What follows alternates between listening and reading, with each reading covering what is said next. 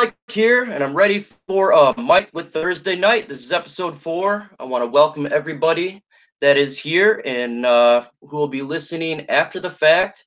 Thanks again. I'm ready for Mike with Thursday night. So, episode 4. I want to welcome.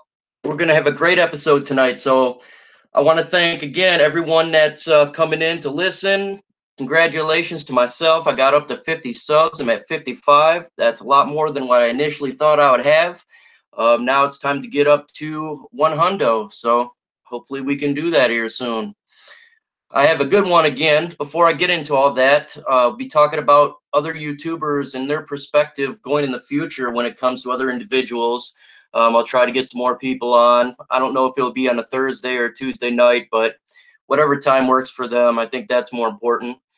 Hey, man, thanks, D. Williams. Congratulations, man, for actually wanting to listen to me. That's pretty hardcore since, it's just one guy here. Again, before I get into everything, I want to say subscribe to Troxel Sports YouTube channel. He's a new guy coming up just like myself. He's going to have some good content and fabulous to listening to some Detroit Lions talk. Yeah, I know, that's funny. Anyways, make sure you check out Luke G's field review, the Gridiron Blitz, 313 JMO, Noble Sports Entertainment. If you haven't already subscribed, if you're on live or you listen to this after the fact, make sure you do that. Tonight, their roundtable is at Noble Sports Entertainment at 8 o'clock. And their stuff's really good. I love hearing their content, and I always join in for a little bit before I go to sleep just to see the guys and talk about some Lions stuff. A massive, huge congratulations to the Detroit Pistons, man. They made the playoffs.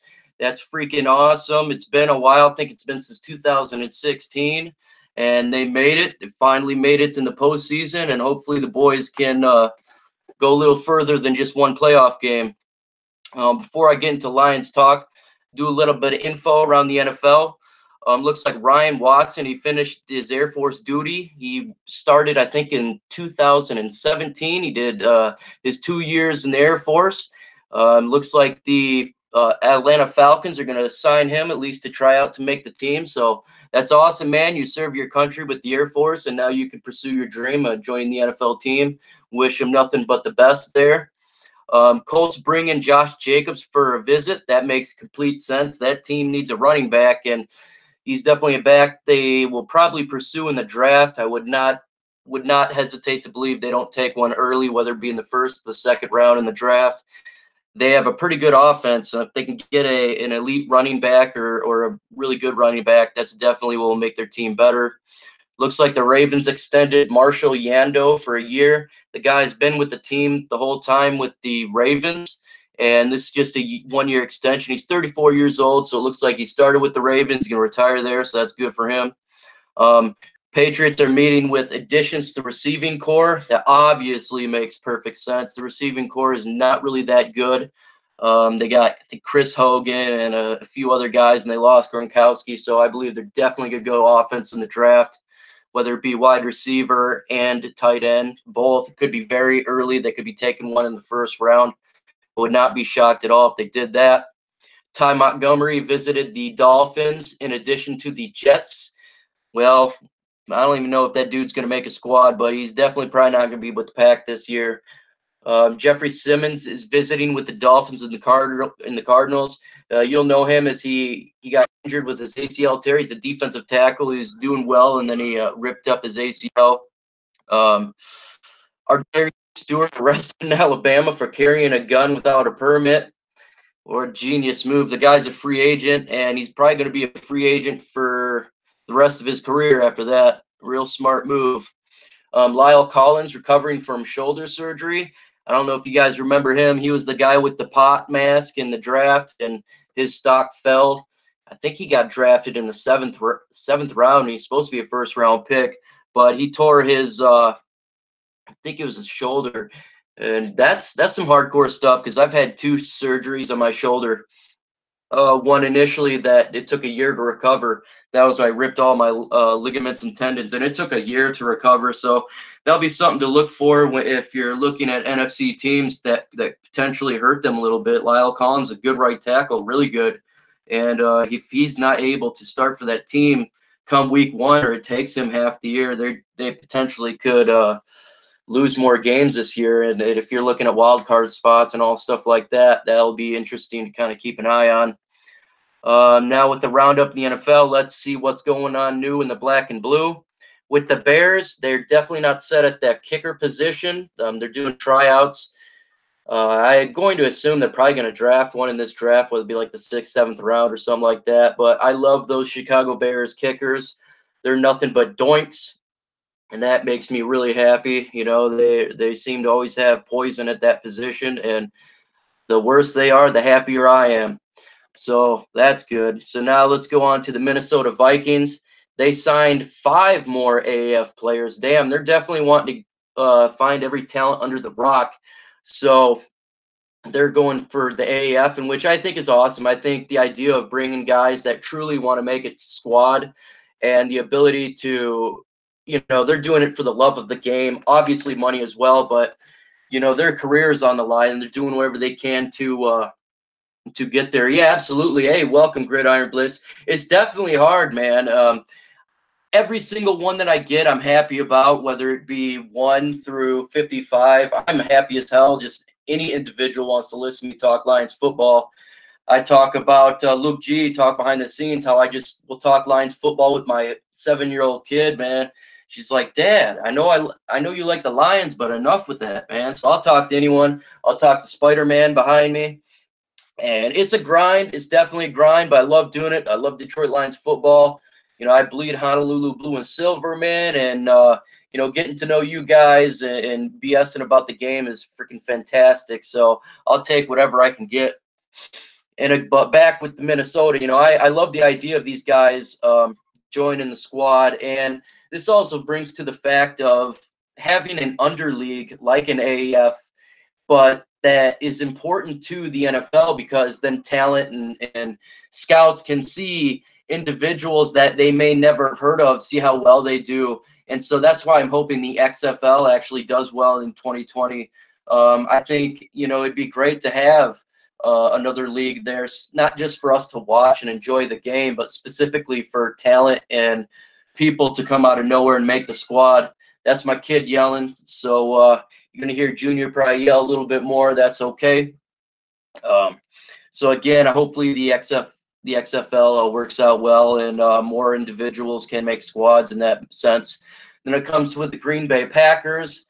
The Rodgers gate continues and the destruction of their quarterback. I don't know what in the hell is going on with those guys, but I don't think I remember a time Green Bay had such dysfunction. And for this happening now, this is great. I mean, I don't like Aaron Rodgers at all. I love seeing the team that the NFL absolutely adores get finally heat and shown that they're not the greatest team of all time and all this, that, and the other. So I love seeing this. I actually watched an interview with Greg Jennings last night. It's very interesting, his perspective. He's the former wide receiver of the Green Bay Packers, and he was talking about how when he was on the team, Aaron Rodgers was joking with a corner on the other team about how you can take Greg Jennings after the season. And damn, that's pretty disrespectful. I tell you what, man, if I played high school football when I lived in Oregon, and if one of my teammates said that to me, I'd be pretty damn pissed off about that. So kind of is coming to the fact that we all believe that Aaron Rodgers is a diva and he's really thin-skinned and he's kind of thinks he's above it all. And so I like seeing that team grounded back to earth. And hey, come on, Ryan, what's up, buddy? What's going on? I'm doing a live chat. You want to say hi to everybody? Talking, say hi real quick. Say hi, y'all. You gotta say it. They can't see you. Hi. Yeah, that's my little kids right there. So yeah, back to that. I love seeing how Green Bay is having a dysfunction. It's definitely something for us to watch down the road. When it comes to if their dysfunction continues, it's definitely going to make their team worse. You know, it's not good to have this type of stuff going around when a season's about to begin and through the season and training camp. So this is good for us, and it's going to go to the fact what I'm going to talk about later of why I think the Detroit Lions are going to take the NFC North and specific reasons when it comes to that. And one reason is the dysfunction in Green Bay. But with that said, let's now get into our Detroit Lions.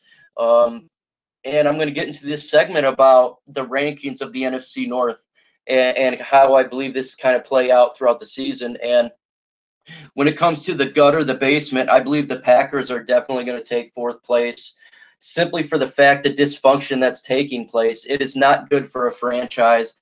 As we know, we've had such dysfunction when it comes to our team.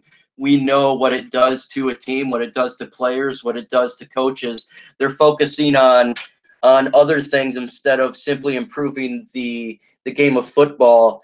And what's taking place with the Packers is their franchise quarterback is having all the dysfunction. Players are starting to come out, named and unnamed sources, explaining how this guy's a diva and you know he thinks he's the second coming.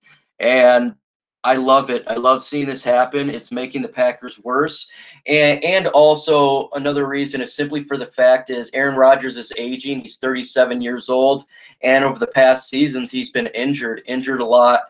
And when you get older, as we all know, the beatings that we take, it's harder for us to recover. I know that Luke, Gridiron Blitz there, he does a lot of lifting when it comes to the Bowflex and other stuff, and I'm sure you can contest the fact, just like myself, when I was younger and I lifted a lot of weights, I wasn't sore the next day. Now I'm doing it, I go to the gym every day. I'm sore as can be, and I'm 33 years old. And so when you get 37 and you take the beating that NFL players do, I mean, they lift every day. They're taking sacks, they're taking hits, they're taking reps. It really wears on you. And Aaron Rodgers has been injury prone. And so I simply see they don't have a second string quarterback that's worthy of helping their team. My kids like football. My 7-year-old, she every time the game comes on, she throws her Calvin Johnson. Calvin, thank you, man. I'd love to be on the show.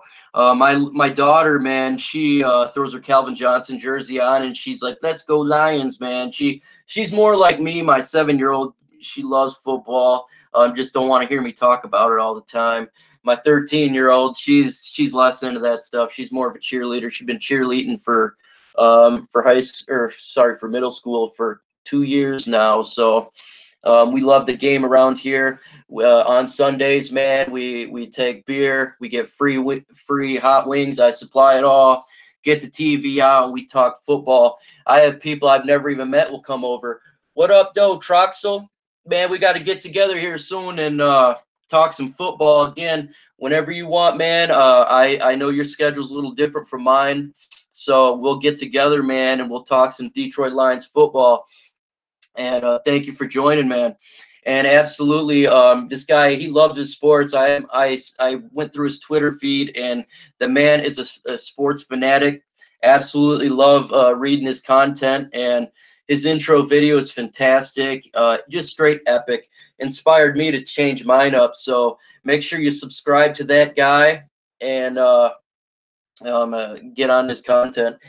Yeah, she does love to cheer. That's my daughter there. She's good at it too, man. She's doing all these backflips and stuff. So hopefully she does well in when she gets to high school and after so in the fact to college. So we'll see how that goes. So again, with the Packers and the dysfunction that they're going through, I totally believe they're going to take last place. Whether it be a 6-win team, 5-win team, I think they're going to be around there. And after their team kind of implodes a little bit, I think they're going to be looking for a new quarterback like they did when Brett Favre was. What up, though, Luke G? Man, just talking some Lions football, man. So I'm talking about how I believe the dysfunction with the Green Bay Packers is taking place. And I believe when their dysfunction happens, they're going to start looking for their next quarterback of the future this coming, or not this draft, but the next following draft, like they did with Brett Favre and Aaron Rodgers. I just think it's their time's over. Their glory days is over, and you're going to see them be the gutter for a while. And so when it comes to the third place team in this division, I'm going to have to go with the Minnesota Vikings. I totally believe that Kirk Cousins signing there, yes, I'm from Holland, Michigan, and he's definitely a man. He's like a god around here because, again, I don't know if you know, he simply he lives right down the road from me. He goes to the gym, and Holland's a small town, and so it's not every day that you have a NFL quarterback that is around here. So, and with that fact, even though I like him for that sense, I still believe signing him to such of his massive contract really affects their team when it comes to the ability of signing their players. I mean, they have a lot of talent on that defense, and you simply can't sign everyone with such a massive contract that he did. I don't think he's gonna. I think he may be going after next season because his contract is so gaudy, and to me, he's an average quarterback at best, and you simply can't pay an average quarterback that type of money, and to have a competing team, and especially in a tough division like the NFC North. So I think with him there, and they can't pay everybody, they're going to lose talent, and that talent's going to go elsewhere. And plus the fact you can kind of hear the grumblings when it comes to the Minnesota Vikings about Kirk Cousins kind of not fitting in well with that team.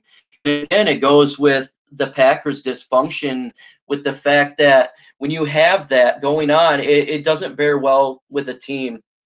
And I don't really believe, I just got that feeling that I don't believe the players are buying in to what Kirk Cousins is bringing to that team. And they understand that he's overpaid, and simply they're not going to be able to pay everybody. I mean, they can't. It's impossible. We went through. What up, though, Boog Spray? Thanks for joining the chat, man. Let's some Lions talk here.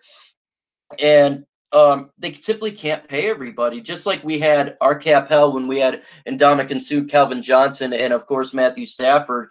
You can't pay everybody, and talent simply leaves. And I think the record will be again like this year, in 8-8. And so nothing elite, nothing special. They'll get to that point of maybe competing for a wild card spot, but I don't believe they're going to take that next step. When it comes to the next team, I'm definitely going the Green Bay the Green Bay. I mean the Chicago Bears. I think they surprised the NFL last year with their 12-4 record, and I believe they overperformed for sure. I believe they're a good team. They're going to be competing for a wild card spot simply because they do have Khalil Mack. They do have a really good young defense. However, I believe they overperformed. We could have defeated them at least one time last year. I kind of feel like we gave that game away, and that's not going to happen this year. Other teams are not going to be taken advantage of by them. They had a new coach and a new scheme, and if you sometimes tend to see when you have new schemes and new coaches that it's hard for teams to adapt to what the offense and the defense is going to do. So I believe teams really did not have an idea how this team's going to be, and so it's hard for them to coach against it. They're confused on what plays they were going to run on offense and defense. I don't believe that's going to happen this year. And you kind of seen at the end of the year with the Chicago Bears, teams were starting to catch on, and that's why they're one and done, I believe, in the playoffs. They overperformed, and teams were simply understanding what they are doing, and so they're starting to catch on, kind of like the Rams did, how we kind of showed the NFL how to defeat the team. It's the same kind of how I believe the Bears were, is they're starting to catch on, and they're going to take a step back simply for that fact. Also, I don't believe Trubisky's an elite quarterback. And yeah, definitely, Scout. And that's what happens. Like in 2011, I think a lot of our success that we had when it comes to our team was, I think that was the year of the lockout. And we had Matthew Stafford. Well, that was his first year. He really played the whole time. And so we kind of finessed our way, and that teams really didn't know how to scout against us. And so I believe that was a little bit of our success then as well. And I believe that's what's going on with the Chicago Bears. They're going to take a step back. And Trubisky is not an elite quarterback to take them over the hump. I think at that point they need a Tom Brady-ish quarterback to take them past that 9-win season, 10-win season that they're going to have. I think they go 9-7 if I was to take a guess. When it comes to strength of schedule, I'm not even going to get into that because every year is different. I don't really buy into the fact when it comes to strength of schedule, because every time you hear, the strength of schedule coming up is so tough. However, teams you think are going to do good end up sucking, and teams out of nowhere, like the Bears, end up doing well. And so I'm not going on that. I'm just simply going on what I see and what I was seeing at the end of the year. And that they're going to take a step back. They overperformed, plus the fact they don't have an elite quarterback, and teams are starting to catch on. And now I'm going to go into why I believe the Detroit Lions take the NFC North, and why I believe this team is going to not just take the next step, but become a powerhouse. And I'm going to talk about addition by subtraction. And there's 3 individuals that's simply going to make our team better off that fact. Well, I'll get into our additions in a minute, but when it comes to addition by subtraction, this itself, I believe these 3 players itself will get us 2 more wins added on, simply for the fact that our offensive coordinator, KFC, was so bad. So bad. I mean, getting rid of him is going to make our offense from lame predictable to far better, instantly better. Just him leaving without even adding Darabeville, or just to talk about him leaving, is going to make our offense at least go to top 15, okay? Because we were, 26th-ish last year. Him leaving will at least go to top 15, and that's going to help. That offense was garbage. As we know, we watched every game, and we seen. I don't want to get punched by Luke G, man. He will knock me out, and I don't need that. Oh man, we good, man. But with I call him KFC. I'm trying not to call him the cuss word, because I know, Luke G don't like cursing in his talk, because he's an adult, and so are we all. And so I use KFC. I think he's fried chicken. I think he's garbage, and he's just trash. And his play calling of his run, pass, punt just drove me nuts. I don't know if it was him holding Matthew Stafford back, but to me, Matthew Stafford is a smart quarterback with the ability to get out of a play and make adjustments when he sees the defense. And that was not happening last year. That was so frustrating when you could tell, okay, the defense is playing the run. They just threw their safety up in the box, and they're playing the run. What up, though, Will Dirks? Talking about why I believe the Detroit Lions are going to take the North. And again, they wouldn't get out of the play. The safety comes in the box, and so it's going to be a run stuffing play, and yet we did not get out of that to make it a quick slant or a better pass for 10 yards or possibly past 15. We would still do the run. And same when we got on 3rd and long, they would play to stop the pass, and it drove me nuts. And he would draw a play where it's a 9 yards to get a first down, and he would throw it 8 yards, expecting that the receiver would get that extra yard. That drove me freaking crazy, because the defense was playing to stop that play. And it was dreadful to watch.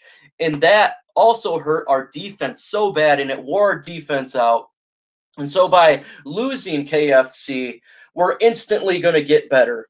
And now the next individual I'm going to – what up, go Lions? What up, though, man? Hey, I know that player you wanted me to talk about. I think he's a player in the draft. I will get to him this weekend. I'll try to have it done by Sunday for you. I'm making I want to make an epic video, so I'm taking my time on this video. I want to blow out by at least Saturday. It's going to be really cool, man. I'm taking my time on it, so I wanted to make it look epic for everyone, get a little more views on it. So I'll definitely get that for you done by hopefully Sunday. So again, the next player I'm going to talk about, and it's not a bad, I don't hate the guy at all. I actually really like him, is TJ Lang. And the reason why I'm going to get into this is the continuity of the offensive line. I love Lang. I think he's a great guy. But he was injured a lot and with concussions. And when you don't have continuity on the offensive line, it truly, truly hurts your offense. And if you watch film and you see how a lineman, they need to communicate, and they kind of need to know each other really well to get the playoff right when they do their guard in the position and the route that they must take to stop a defender. It's vital towards the success of making a run play go correct, and it's vital toward the success of getting a correct pass play.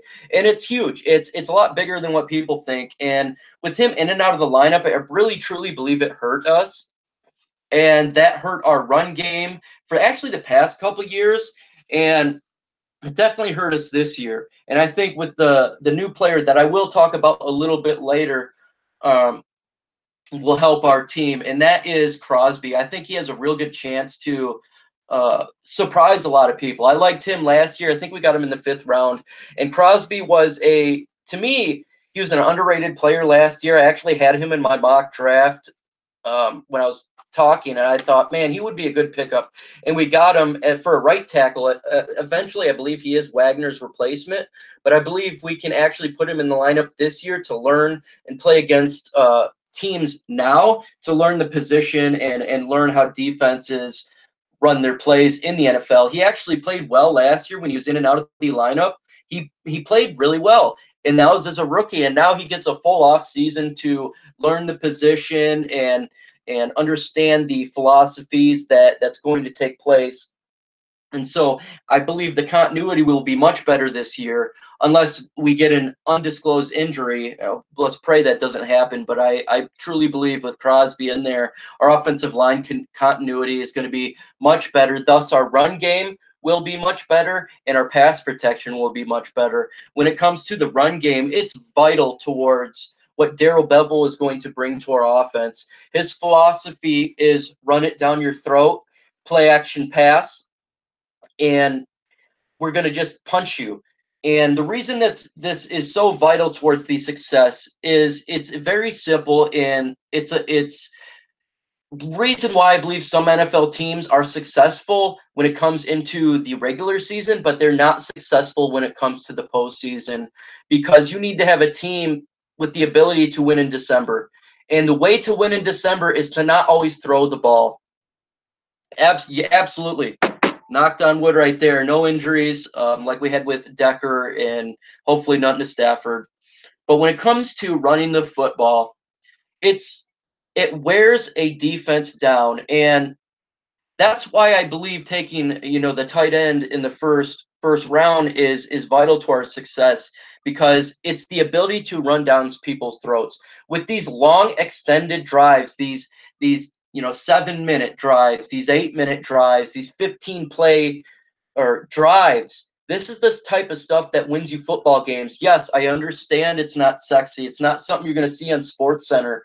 But at this point, does it matter? Does it really matter if we don't make the highlight reel? I truly don't give a damn. I care about wins. I don't care about highlight reels.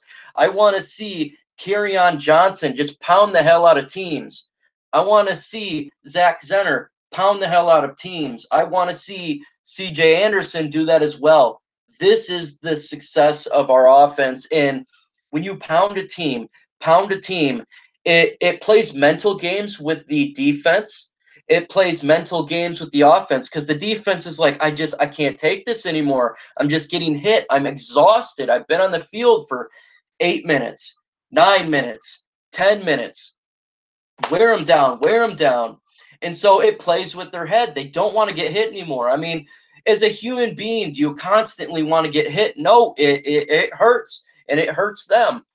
And when you do that, it plays into their head.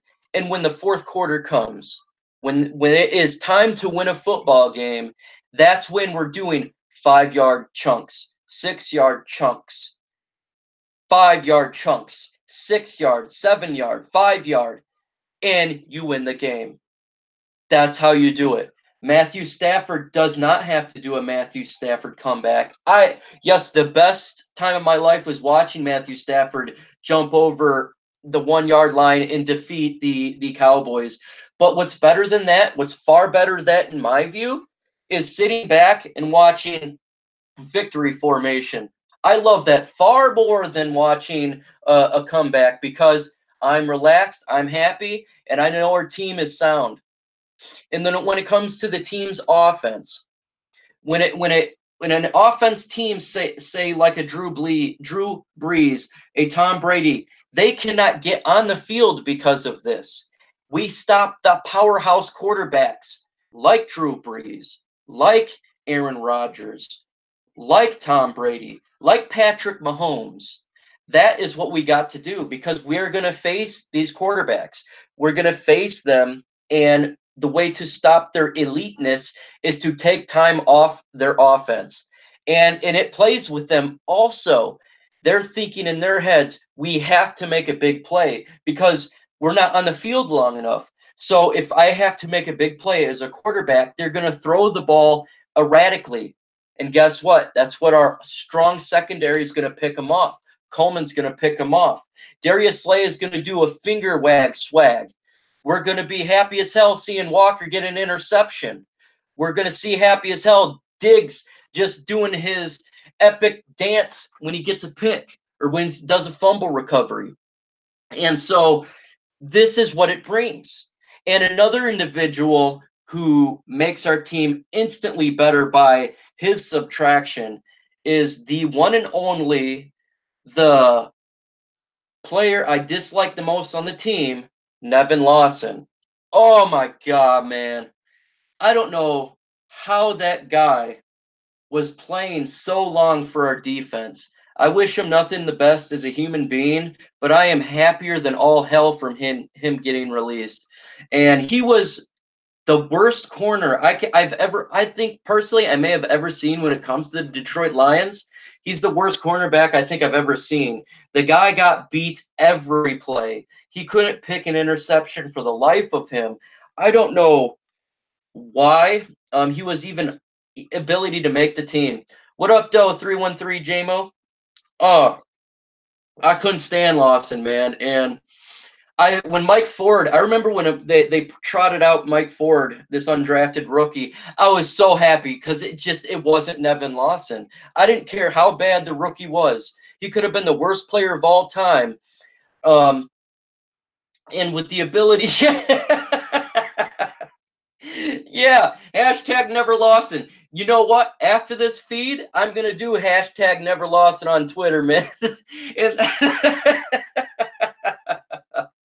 I don't know how many times that dude made me not sleep at night when I watched this guy's football.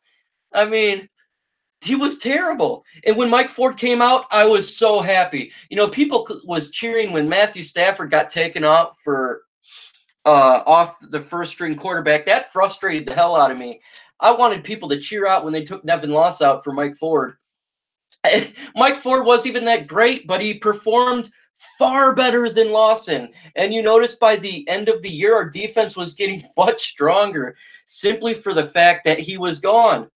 Now, you take those subtractions. We were that instantly to me gets us to 8-8. Now let's talk about the additions that Bob Quinn added to our team. The addition of the defensive end from the New England Patriots, Flowers. The guy is a solid defensive end. What makes him, when I say solid, it's not just talking about the play on the field that I'm super, excited about. That is one thing I'm excited about. Yeah, and you know what? Before I get into Flowers, let me talk about Mike Ford. I do believe he makes this squad this year. I actually really liked him. For an undrafted rookie, he played admirably, and I really like him as making the team.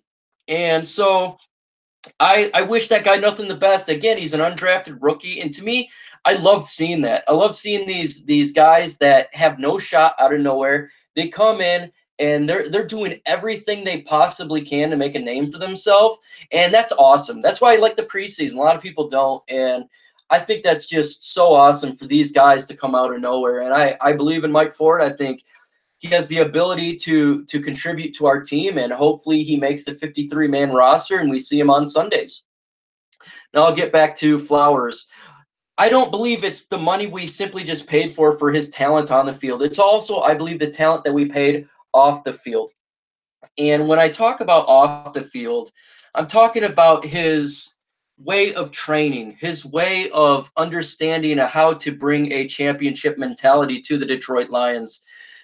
His understanding to know what it takes. You have to run the extra mile. You have to work extra hard to win in the NFL. It's not easy to win in the NFL.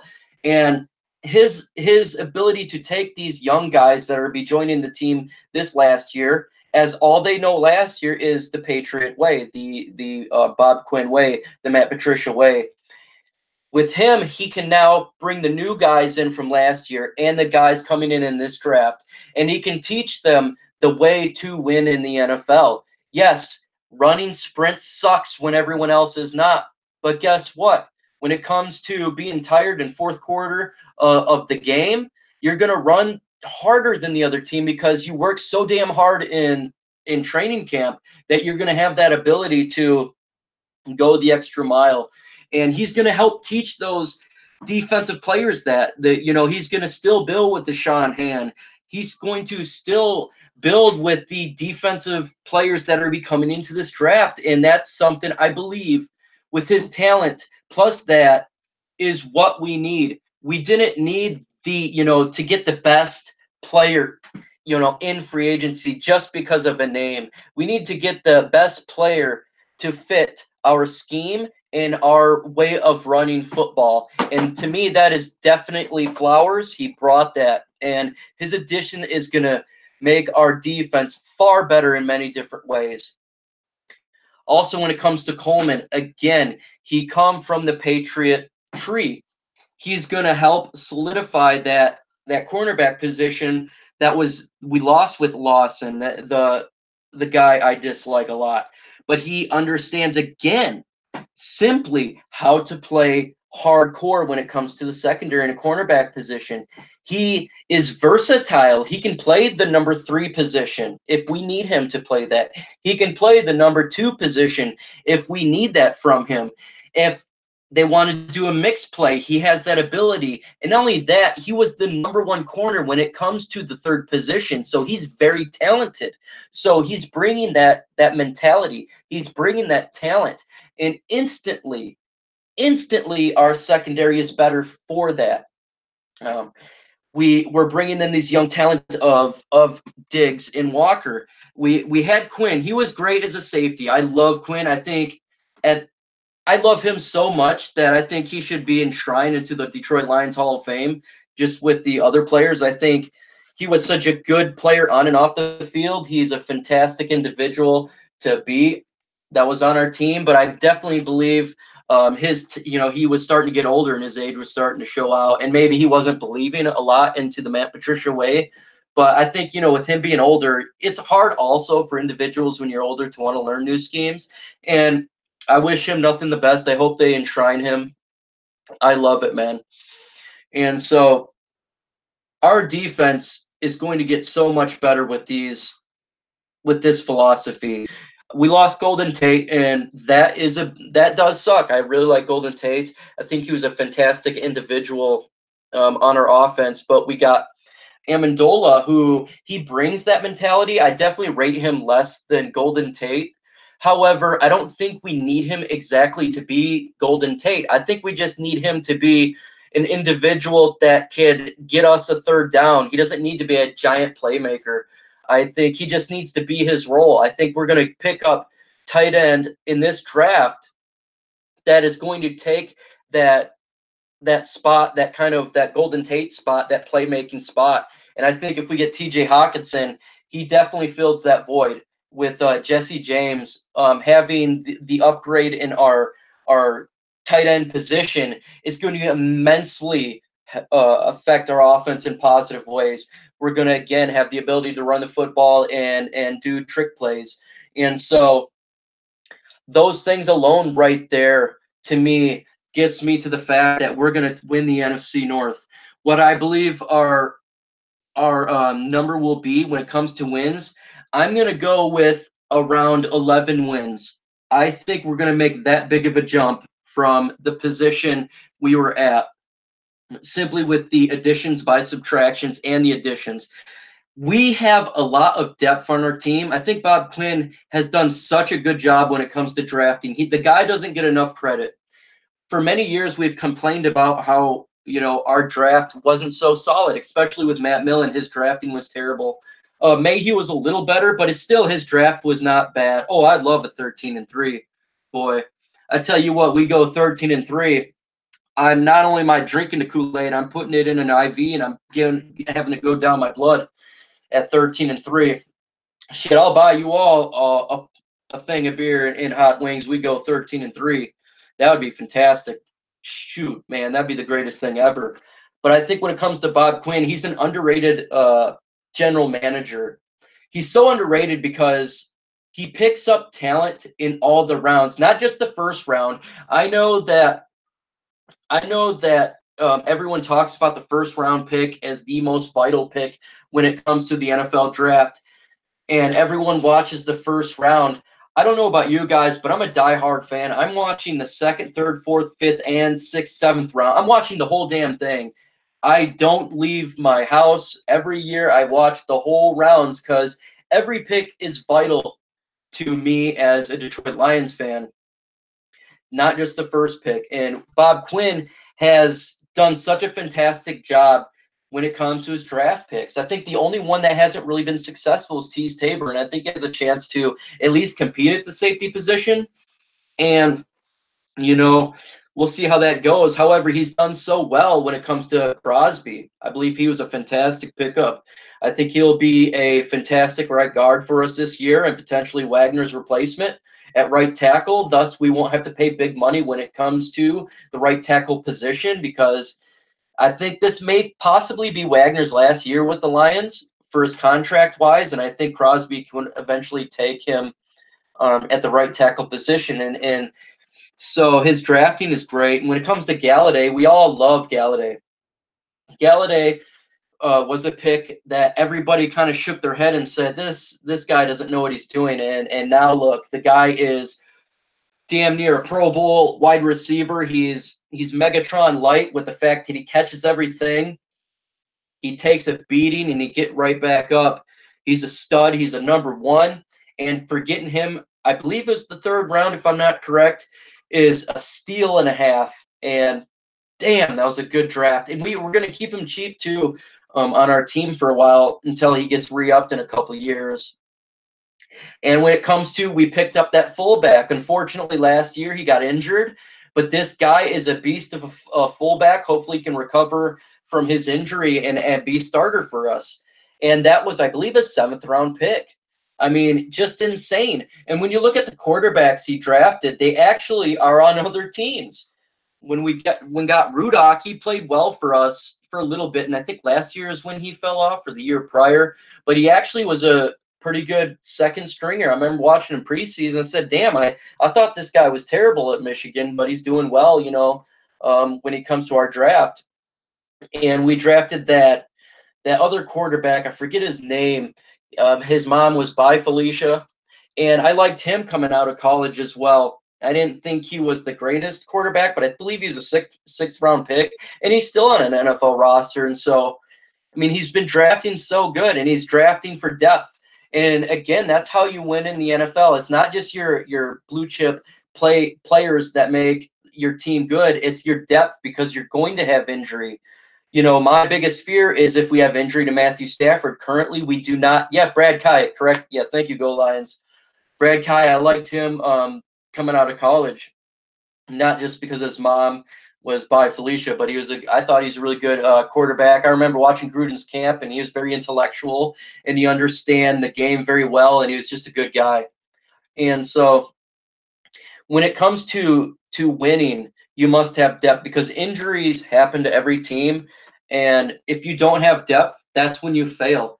Like if we have an injury to the right, say Wagner goes down, we can throw Crosby in that right tackle position, and I think he would do admirably. And I believe this year we're going to draft a guard for sure. Mine is Bo Benshaw out of Wisconsin. I have him mocking to us in the 5th round. I think he's a really good player, and I think definitely he could start if he needs to start, if some, you know, if some sort of injury happened on the offensive line.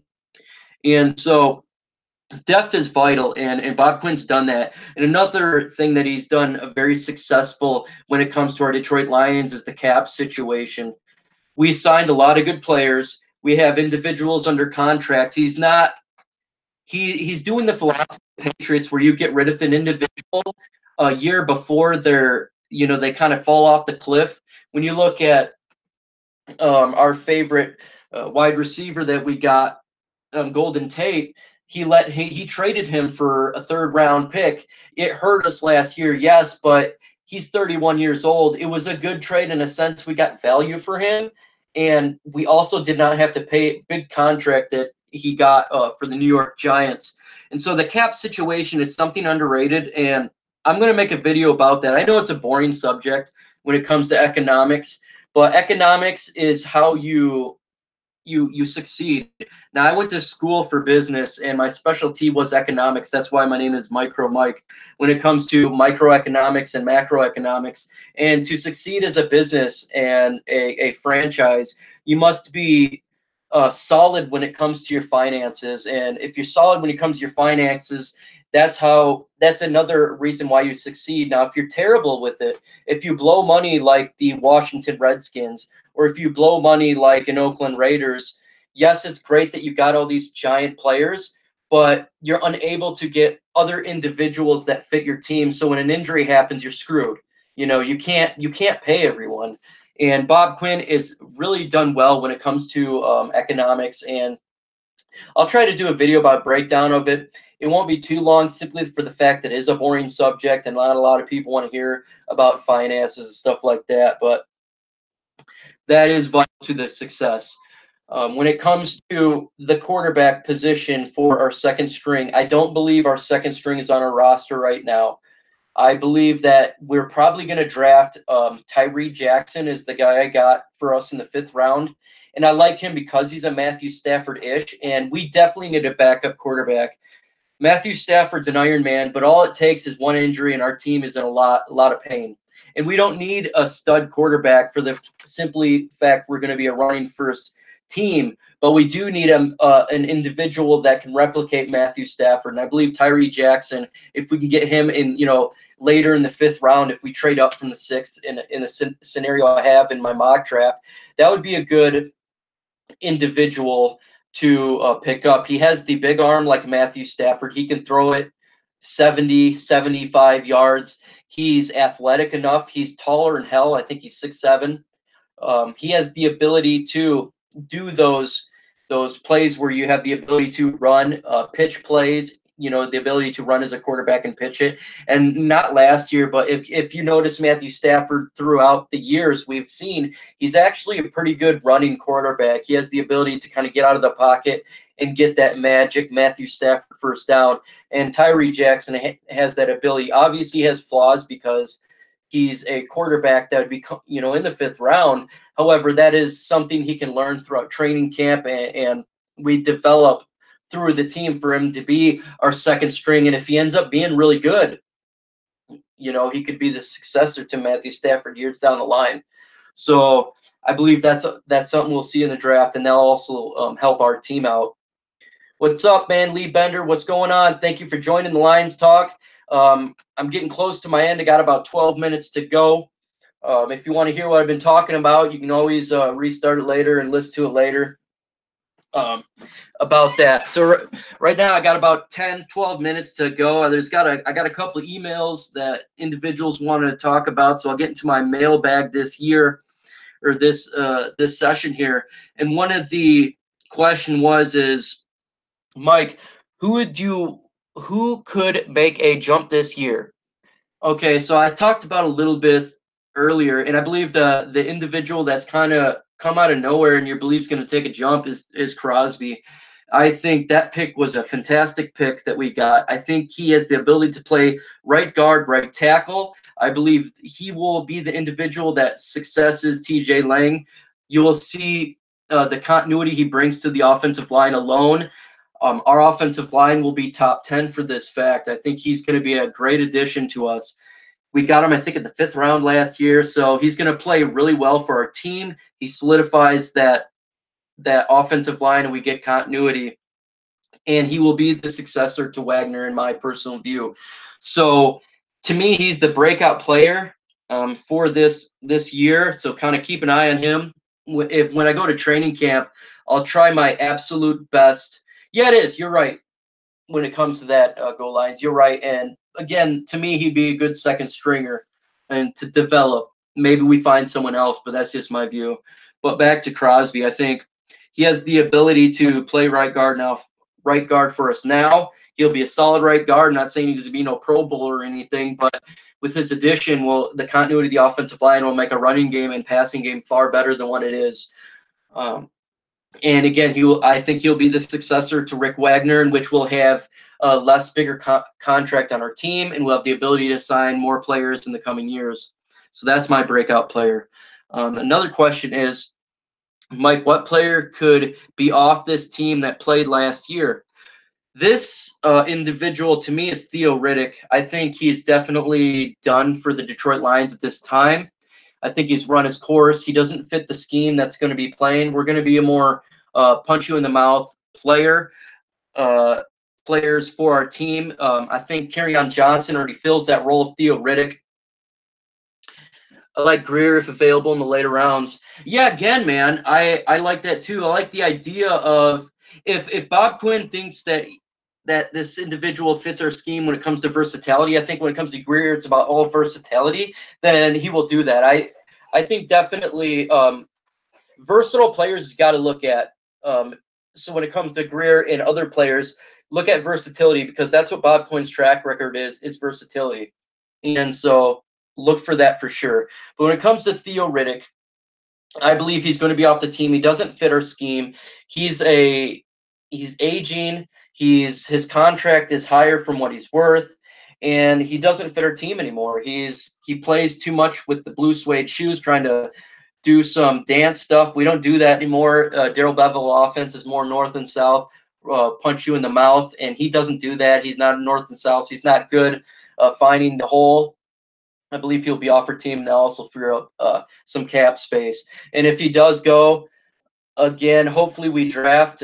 I know we may not draft running back simply because we got C.J. Anderson, but if we do, I'd really like for them to get Devin Ozigbo. I think he'd fit well with our scheme. When you got the Kerryon Johnson, who can do it all. He's not great at anything, but he's good at everything. Then you have Zach Zenner. He's really good at going north and south and quarterback protecting. And then you have C.J. Anderson, who's damn good at punching you in the face. I think having a Devin Ozigbo, who can he's that flash player, and he's also a punch you in the mouth player, would be a good addition in the later rounds. So I definitely see Theo Riddick being off our team, and that's an individual to look for when it comes to roster cuts, whether it be right before the draft or right after the draft. I would assume that's when they would release him. So kind of look out for that.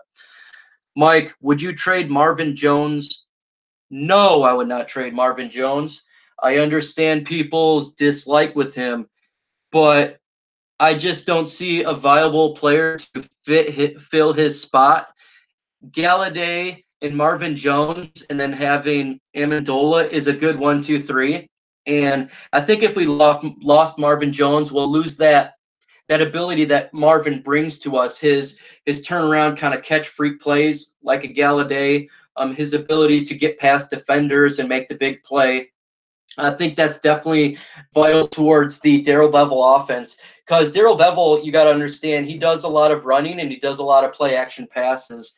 And when you have a Marvin Jones, the ability to get past the safety and get past the cornerback, it's vital to his offense. I don't believe we trade him. I think we keep him. You know, if we want to look for next season, we'd have to draft a wide receiver, whether it be next season or later this year, if they could find a replacement for the following year. But no, I don't think it'd be a good idea to trade him. And no, I don't believe the Lions do trade him. I definitely think he'll be on our team. His injury wasn't significant enough to where I don't think it's going to affect us this year. And so keep him on the team, guys. Keep him on the team. And my last question was, Mike, were you angry when the Ghost of Judah tribe called you Mike Micro Dyke and tried to troll you. No, man, I don't care if individuals want to troll me like the ghost of Judah Tribe. He's been trolling people like Man Beast for so long, and to me, I don't care. I'm a veteran. I'm a combat veteran. I have pretty thick skin. I've been called every name in the book. Go Lions knows this for a fact. When you're in the military, you get called every name in the book, and that's just part of life. It's no big deal. Also, I'm a big believer in the First Amendment. I believe he has the ability to call me every name in the book, and I'll defend his right to say it, even if I disagree with everything he has to say. I believe he has the right to say it. If he wants to call me a dyke, or if he wants to call me any name he wants to call me, go ahead. I have no problem with that. If he wants to debate me when it comes to football, I'm down for debate anytime, and I'd love to have a professional talk with the man. I have no beef with anyone, and I have no beef with Chicago Bears players or Chicago Bears fans. They're upset about us, and they hate us for whatever reason. I'm not a hater. I could care less about that type of stuff. I'm also 33 years old. I got two kids, who's 13 and 7. I'm not in for that back and forth school talk. And when it comes to tonight, I'm sure y'all he may show up on an episode when it comes to roundtable tonight. Again, if you guys are on there, just don't even pay attention to what he's got to say, folks. He's just trying to egg you on. The more you just let it fly, the more he's going to get bored and just want to get away. You know, I know at the roundtables how they run things. It's simply, professional. They're very professional people. They're adults. They all got kids, and they're not into that type of stuff. They're not into the name calling and wanting to start fights with people and call people dumb names. That's stuff I'm not even going to get into. It's childish to me. And say there's another individual. Y'all know who he is. He's a Detroit Lions podcaster as well. I'd love to talk to him at some point. I'm not gonna, get into that calling name stuff. I think, when it comes to Detroit Lions fans, we're all fans together, man. We're going through this. If you're a podcaster and you're spending all this time talking to Detroit Lions fans, you obviously love the team. Anyone that spends hours listening to fans talk is a team. And so I support all Detroit Lions YouTubers, all Detroit Lions podcasters. I support Man Beast. I support everything King. I love King, man. He's, again, one of the reasons why I started doing this. I love his content. Obviously, I love Luke G. Fields Review, Derek P. Fields. That's how, again, I met Luke G. was through Derek P. Fields. The guy was drinking a beer after a game. I was laughing so hard. I said, man, I'm definitely watching this guy every single game. And then that's how I found Luke G's out. So I support them all. I could care less when it comes to, views or anything like that. I'm not in it for that. Of course, I love getting subscribers, and I'm so thankful that I got 55 right now, and so thankful that individuals online are shouting me out. God bless them all. I really, truly appreciate it. I just want to get the word out. I'm with those guys when it comes to bringing positivity to Detroit. I see the negativity in the mainstream media, and it's frustrating. So I'm not going to bring that. I'm not going to talk bad about Judah Tribe and his philosophies and the way he does things. So I could care less. Again, I'm a First Amendment guy, so he can trash me all he wants. I don't care. Whatever. I've been called a lot worse things in the Army. I've been called maggot. I've been called every name in the book. I love it. I thrive on it. The more someone hates, the more I smile, because when you get that win, when we do defeat the Chicago Bears, my smile is going 100 miles an hour, and it's 10 feet wide. So again, if you want to contact me with questions like so, I'll do it on my next live stream. That will be Tuesday. And so again, you can get me at MicroMike at 528 at hotmail.com. That's micromike528 at hotmail.com. Or I got my Twitter. That's micromike528. On my Twitter, you can send me an email, or you can just leave me a tweet. Either way, doesn't really matter to me. You can leave a comment on my YouTube. I'll get back with you. So that's the 3 ways you can do it. Before I shut this show out, I just want to give, again, a huge shout out to Troxel Sports Talk. We're going to talk at some point. It's going to be awesome. The guy loves his football. I've been reading his Twitter. I love his introduction YouTube video. If you haven't seen it, it's a must see. That stuff gets you inspired, man. I wanna watch some Detroit Lions football. When I see that, make sure to subscribe to him. Of course, the boys of the round table. That'll be Luke G. Field, the Gridiron Blitz, 313 JMO, and of course, Noble Sports Entertainment. Those guys are awesome. The round table's fantastic. I believe the round table is at Noble Sports tonight, and I believe it starts at 8 o'clock. So when you're done with this, make sure at 8 o'clock you go watch their stream. I'll be on there for a little bit. Again, I get up super ass early, but I'll get on there for a little bit to do a little shout outs because I absolutely love their stream. I'll rewatch it tomorrow at work. Just put it on my headphones for 2 hours, and it's fantastic stuff, man. So make sure subscribe to those guys and watch their content tonight, and let's spread the word. All right, with that, folks, man, I want to say thank you for taking the time to listen to me to talk Detroit Lions. I want to thank you again for listening and commenting and everything you guys do for Detroit Lions, man. All right, folks, I'll make sure to have a video out this weekend, and I'll have a live broadcast again on Tuesday. Good night, guys.